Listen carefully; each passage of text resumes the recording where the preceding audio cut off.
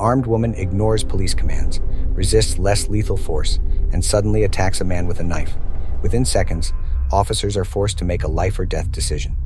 On September 27, 2025, at approximately 2 a.m., Buffalo police officers responded to an unknown trouble call at the Donovan Apartments located at 162 Donovan Drive. Upon arrival, officers encountered a woman armed with a large knife.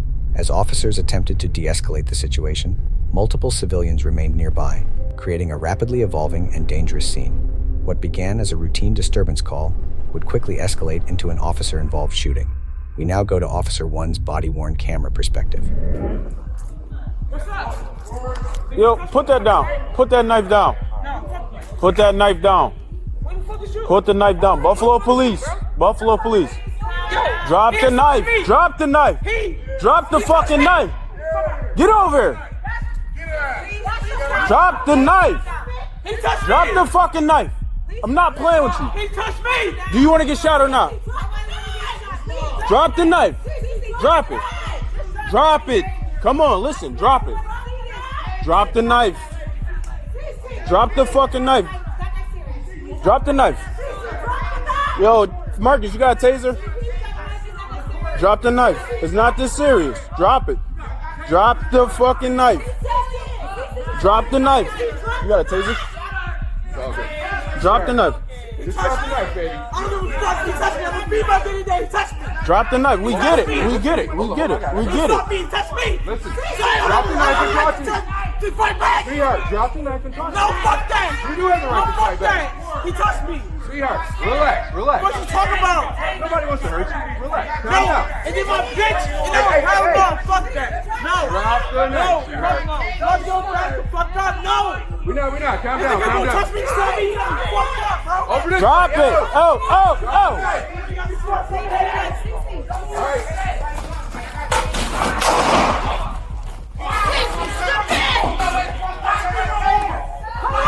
Back up. Back up. Back up. Back up. Back up. Back up.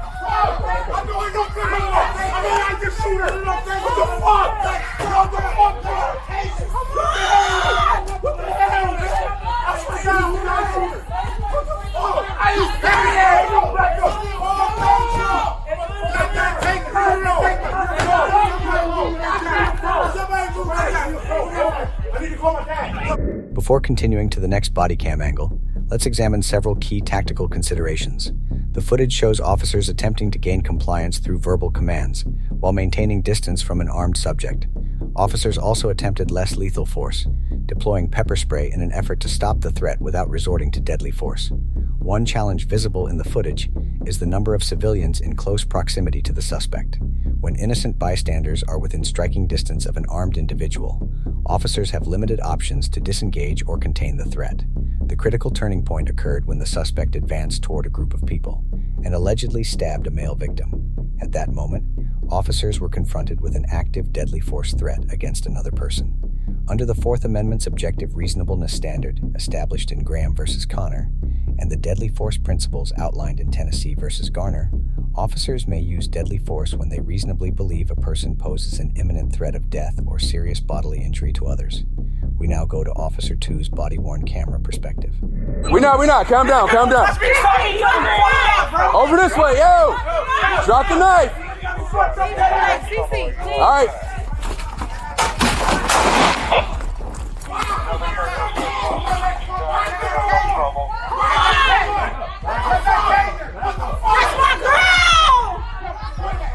Back up, baby.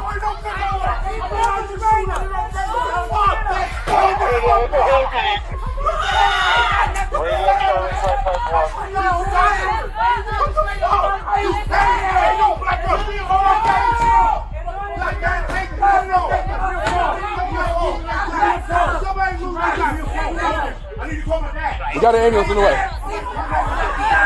We got him on the way. Listen. You don't want to do that. Listen to me. Look at me. You don't want to do that because the blood will come out. You don't want to do it. Listen to me.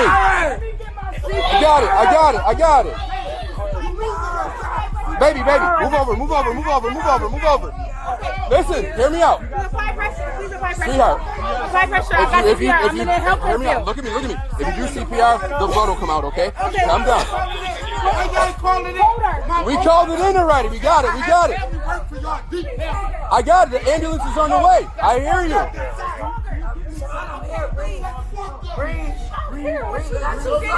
Just kidding. Just apply pressure. Here, back up for me. She stabbed you? Let me see. Following the shooting, officers immediately transitioned from force to medical aid, providing assistance to both the suspect and the stabbing victim until paramedics arrived. According to prosecutors, the victim survived the attack. The suspect was treated for her injuries and later charged with attempted murder in the second degree and attempted assault in the first degree. After reviewing the evidence, the Erie County District Attorney determined the officer's use of force was legally justified and no criminal charges were filed against the officer involved. After watching the footage, do you believe officers had any realistic alternatives once the stabbing occurred? This is Texas Safety Watch, where we break down what legally matters, what tactically matters, and the lessons that can be learned from critical incidents across the country. Until next time, stay aware, stay safe, and God bless. We'll see you in the next case.